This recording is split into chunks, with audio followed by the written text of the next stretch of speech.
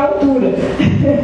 Sei que eu não vou conseguir, mas enfim, é uma tentativa também de colaborar com esse debate.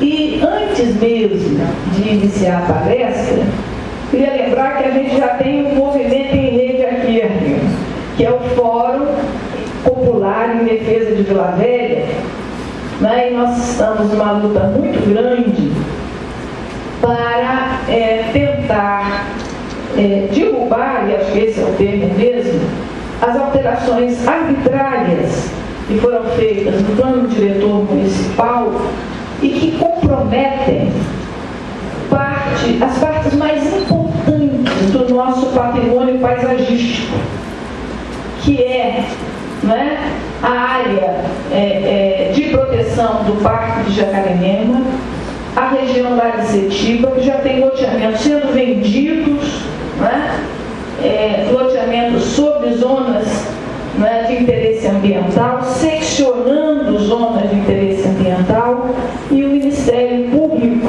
reconheceu essa nossa luta, né? Estamos com uma ação direta de inconstitucionalidade que vai à votação, provavelmente, com quase muita certeza, amanhã, no Pleno, né, do Tribunal.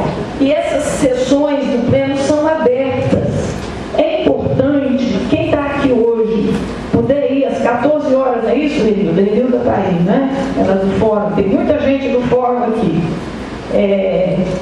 Às 14 horas, quem puder estar lá, é importante, porque nós estivemos reunidos com alguns dos desembargadores, é importante que eles vejam o movimento lá dentro, né, presente, porque a imprensa não publica nada a respeito do nosso movimento.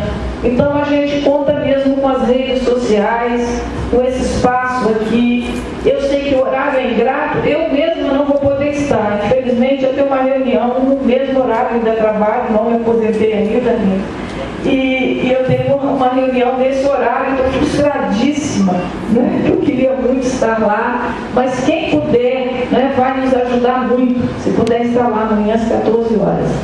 Gente, eu pensei em falar do ponto de vista da gestão, porque eu tenho vivido e sofrido na